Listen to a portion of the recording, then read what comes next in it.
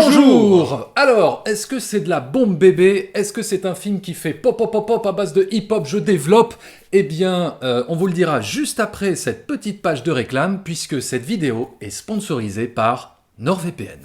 Donc, NordVPN, c'est un service, une application qui permet à la connexion internet de ton ordinateur ou de ton téléphone portable d'avoir un accès réseau totalement privé et sécurisé. C'est super performant pour se protéger des hackers ou des virus qui voudraient s'infiltrer dans ton système. Concernant les films ou les séries sur les plateformes de streaming, avec NordVPN, tu peux éviter la géolocalisation et regarder des contenus exclusivement réservés à d'autres pays. Tu peux par exemple accéder au catalogue du Netflix américain, qui est parfois très différent et plus riche que le Netflix français. Autre avantage de l'absence de géolocalisation, c'est par exemple la possibilité de réserver des billets d'avion ou réserver un hôtel depuis n'importe quel endroit dans le monde pour profiter du meilleur tarif en fonction du pays. Pour info, NordVPN peut être utilisé jusqu'à 6 appareils, de sorte que vos ordinateurs portables, téléphones et tablettes seront tous couverts. L'application NordVPN peut être utilisée sous Windows, macOS, iOS, Android, Linux et même Android TV. Il y a une garantie de remboursement de 30 jours et il y a un support client francophone 24 h sur 24, 7 jours sur 7 pour vous aider. Et jusqu'à fin novembre, vous pouvez profiter de l'offre du mois du Cyber. Pour ça, allez sur l'URL nordvpn.com/filmtalker. Le lien est en description de la vidéo et vous pourrez avoir un forfait de 2 ans plus un mois supplémentaire gratuit avec une remise très intéressante. En gros, vous aurez une réduction de 73% sur un forfait de 2 ans plus un mois supplémentaire gratuit pour seulement 2,69 € par mois. Voilà, vous trouverez toutes les infos et tous les liens utiles dans la description de la vidéo pour bénéficier de cette offre. Et maintenant, revenons à notre film. Voilà, donc, nous avons eu la chance de découvrir le film Suprême en avant-première au Forum des Images. Et donc, Suprême, eh bien, c'est un film qui s'inspire librement de la naissance du groupe NTM, qui s'inspire... Nique ta mère. Voilà. Ah non, c'est pas nettoie tout maintenant? Non, c'est pas le Nord transmet le message non plus. Ah, c'est pas ça non plus, d'accord. Alors, donc voilà, ça s'inspire librement de la vie, de la vraie vie de Didier Morville et de Bruno Lopez, aka Joey Starr et Cool Chain. Et donc, toi, tu as déjà fait une vidéo où tu as donné ton avis à chaud, ton ressenti sur le film, mais on avait dit qu'on ferait une seconde vidéo ensemble pour aborder un petit peu plus en détail le film, rentrer un peu plus dans les spoilers. Mais je vais déjà vous dire, moi, ce que j'en ai pensé rapidement de ce film. Moi, j'ai trouvé que le film était plutôt réussi. J'ai passé un très bon moment. J'ai trouvé que le film était vraiment divertissant, bien rythmé. Et là où aussi on pouvait craindre le pire, là où on était un petit peu sceptique, c'était sur les comédiens qui devaient interpréter Cool Chain et Joey Starr, des personnages qui sont quand même avec des forts caractères, des fortes personnalités. Oui, et puis ils sont ancrés ici, quoi. On peut pas les remplacer quelque part. Bah c'est ça, ils ont une prestance particulière, un charisme, très très important. Donc on se disait, est-ce que ces deux jeunes comédiens vont réussir à les incarner, et d'ailleurs sans tomber non plus dans la caricature et dans un jeu un petit peu outrancier?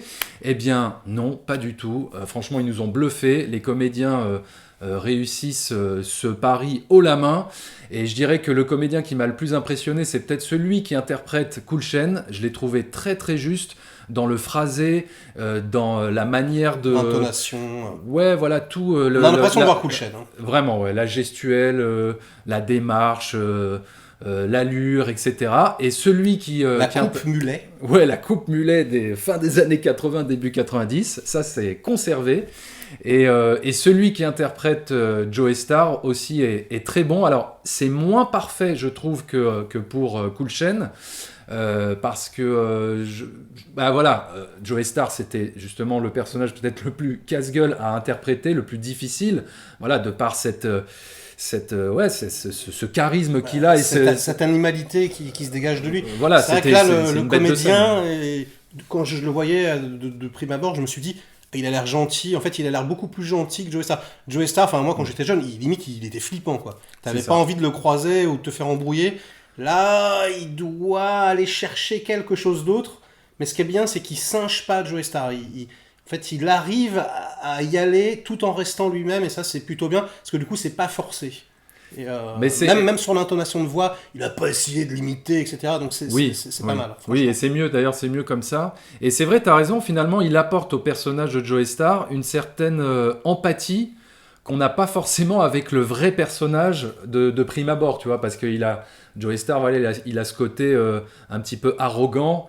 Ouais, il a ce côté, je mange des hôtesses de l'air. On va pas se mentir. Aussi. Voilà, je tape des singes. Attention, Joey Starr, quoi. Il faut faire attention, quoi. Voilà, et lui, il apporte, on va dire, une humanité bienvenue, quoi, une sensibilité bienvenue, même s'il reste assez, il reste assez violent, assez.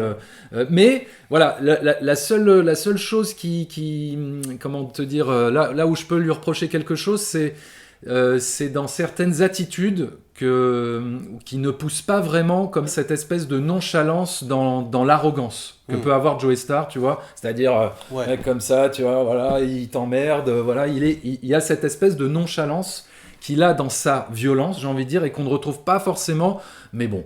On la retrouve un peu dans les dialogues, à base de va te faire cuire le cul et tout. Oui. mais j'ai envie de dire que même si c'est pas parfait, je ne vois pas en fait comment un autre comédien aurait pu faire mieux que ce comédien qu'on a vu dans ce film. Parce que voilà, ça reste quand même très très fort, ça reste bluffant. Et d'ailleurs, c'est pas si étonnant que les comédiens soient aussi bons dans le film. C'est aussi grâce à la réalisatrice Audrey Estrugo, qui en fait les a fait répéter pendant 1 an des scènes qui ne sont pas dans le film. Elle a inventé des scènes pour en fait les familiariser avec leurs personnages, et aussi elle les a amenés à fréquenter des gens un petit peu de la crew de NTM, enfin si je me trompe pas, complètement, pour vraiment les immerger dans cet univers en fait. C'est-à-dire que oui, pendant 1 an ils ont répété à 30, donc comme une énorme troupe de théâtre. Et voilà, ce que je disais dans la vidéo, moi c'était un peu ça, hein. J'ai vraiment fait sur ce truc là parce que je trouvais que c'était vraiment un tour de force. On voit rarement ça dans le cinéma français, une aussi grosse préparation. Voilà, le fait pour un comédien de savoir d'où il vient et où il va, c'est super important. Et en fait, là, elle a créé une osmose, quelque chose, et elle expliquait qu'en fait, finalement, il y avait tellement d'énergie, ils se connaissaient tellement, et c'était tellement en fait palpable et réaliste, qu'elle n'avait plus rien à faire sur le plateau, qu'elle avait juste en fait à régler les potards, plus, moins, etc. Et que donc, nous, spectateurs, on ne se pose même pas la question, on a l'impression de les voir. Et sans compter le fait qu'ils rappent vraiment eux-mêmes, qu'ils dansent, etc. Et preuve en est que cette véracité est palpable, c'est qu'il y a des images d'archives dans le film. Et en fait, contrairement à beaucoup d'autres films, où dès qu'on voit des images d'archives, on fait « Ah ouais, merde, la différence entre les deux », là en fait ça passe crème, ça passe nickel. On a vraiment l'impression que ça se passe dans les années 88, enfin c'est génial, quoi. Ouais, mais c'est ce que j'allais dire, l'un des grands atouts aussi du film, c'est la reconstitution très fidèle à l'époque, voilà, fin 80, début 90, et toujours avec un petit détail dans le coin de l'image, en arrière-plan, tu sais, le petit truc, comment te dire, la petite enseigne Canal+, à l'entrée des hôtels qu'il y avait avant et tout, tu sais, des petites cabines téléphoniques comme ça dans le coin. Enfin voilà, vraiment...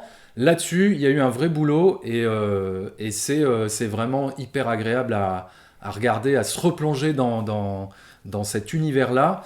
Et aussi, un truc qui est intéressant, c'est le choix de la réalisatrice de raconter l'histoire d'NTM sur une courte période de temps, on peut dire, c'est-à-dire de fin des années 80 jusqu'à 92. Voilà, sur 3-4 ans, quoi. C'est-à-dire vraiment la création du premier album et le premier Zénith, mythique, voilà. Et c'est tout. Et pour vraiment se concentrer du coup sur la naissance de ce groupe, de nous raconter comment ces jeunes de banlieue ont réussi à s'imposer comme ça sur la scène musicale française en quelques mois, en quelques années, comment ces jeunes sont partis de rien, ont réussi comme ça à exploser. Et donc ça, c'est plutôt intéressant de s'être en fait arrêté là, plutôt que d'avoir raconté, je sais pas, 20 ou 30 ans de leur carrière, tu vois.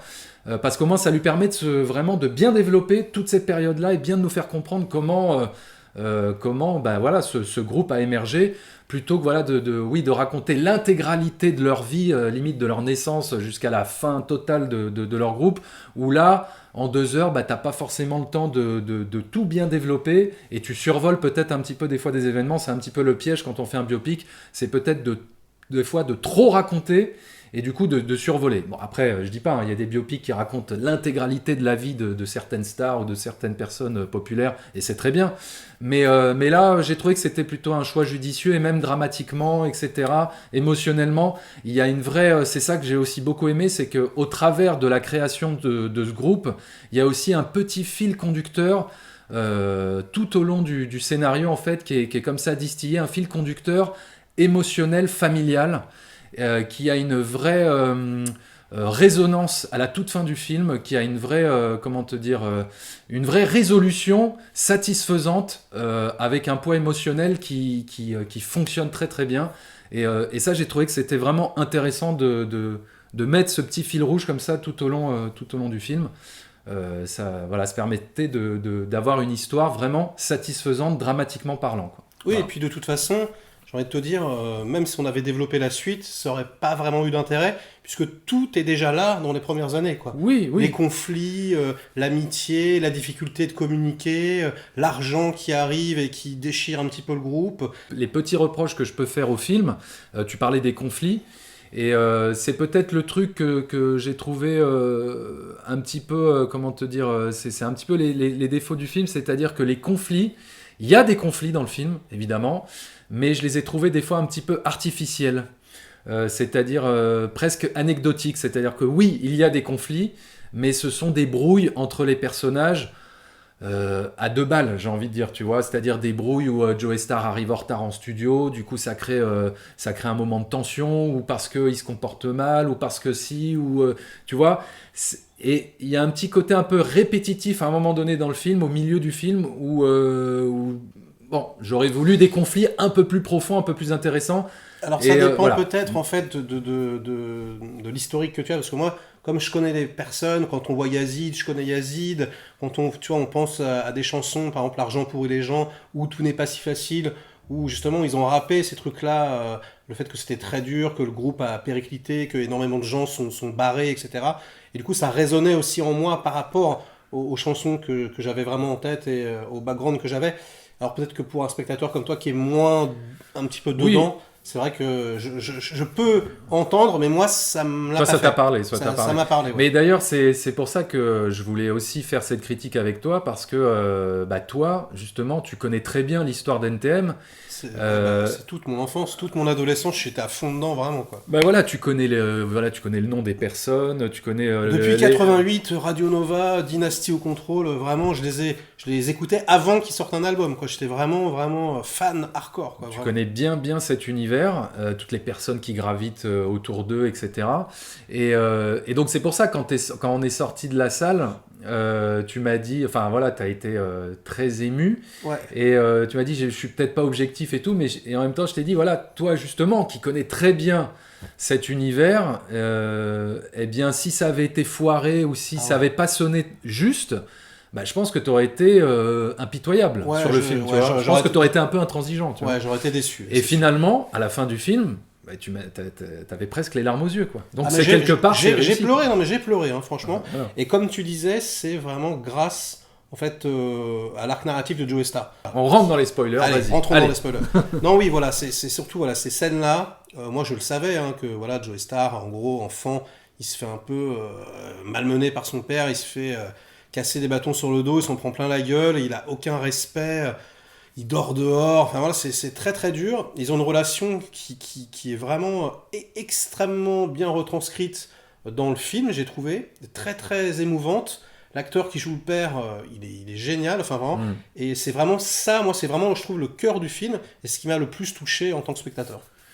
Et alors justement, est-ce que quand tu vois le film, toi qui connais bien voilà, cette époque dans laquelle tu as baigné, il n'y a rien qui t'a choqué, enfin il n'y a rien qui t'a où tu t'es dit ça s'est pas vraiment passé comme ça, ou ça ils l'ont édulcoré, enfin rien ne t'a paru J'ai une toute petite réserve, comme je disais, c'est sur la représentation du groupe Assassin, où voilà, on voit Rockin' Squad, donc le frère de Vincent Cassel, hein.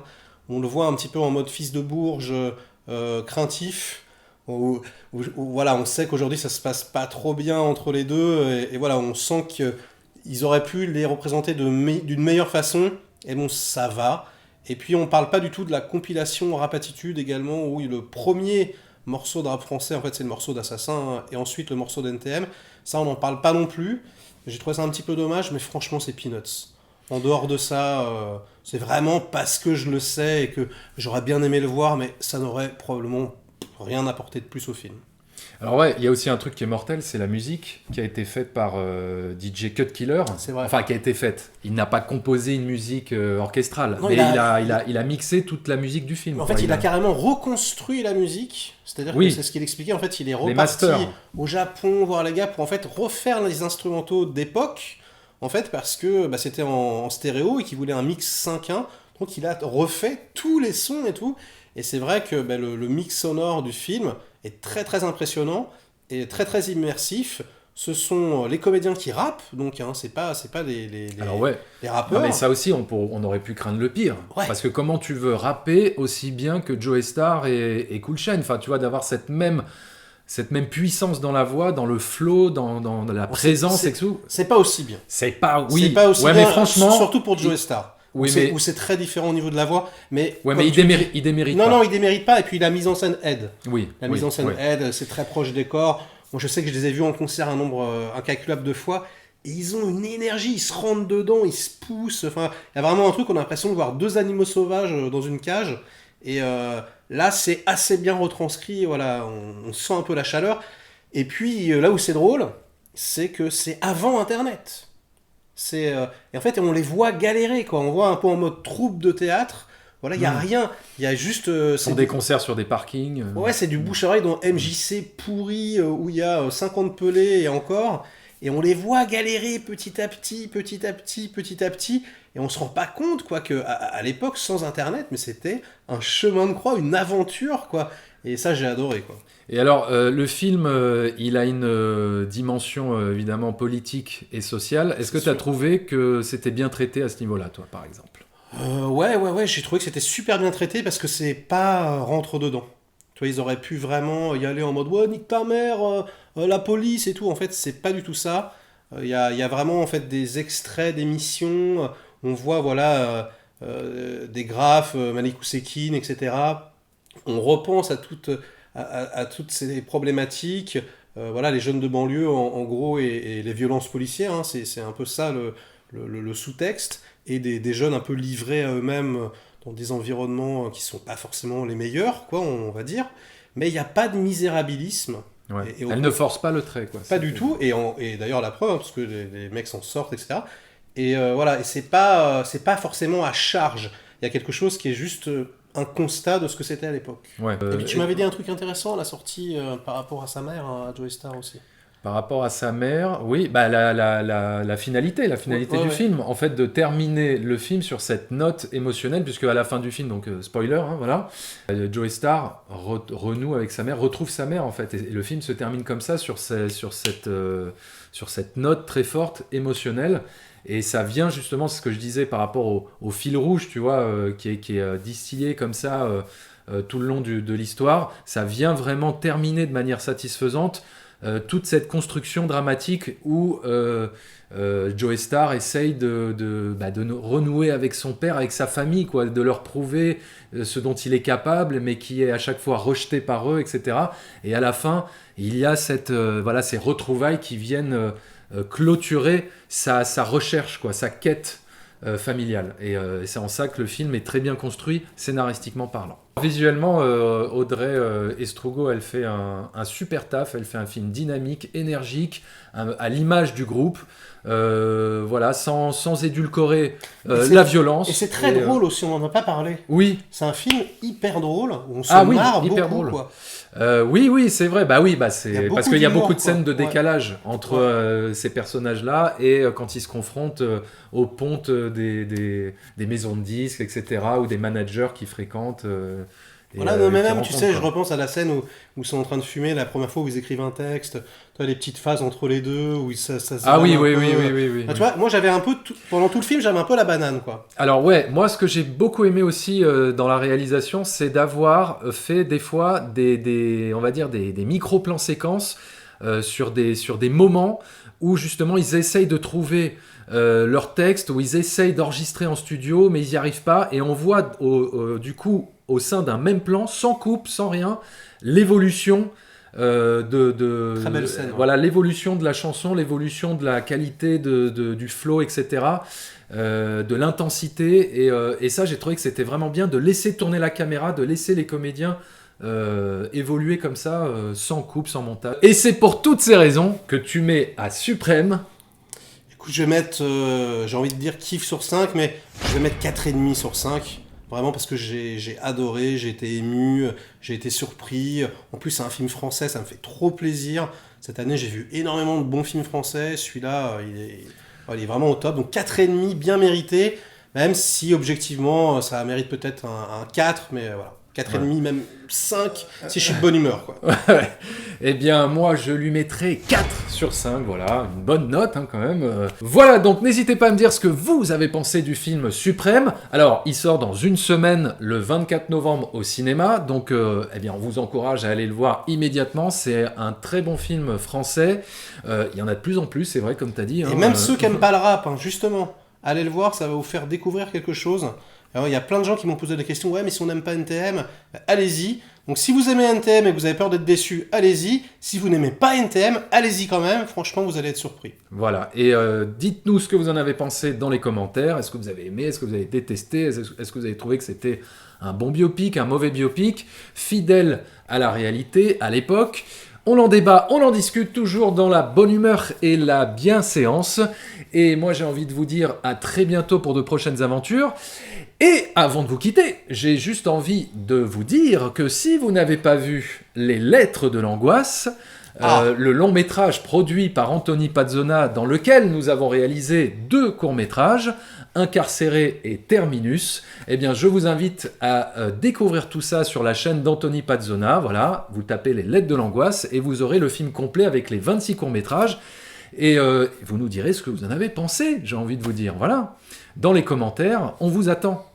Donc, eh bien, à très bientôt, et à très bientôt, Mireille. À très bientôt, David. Allez, au revoir. Ciao.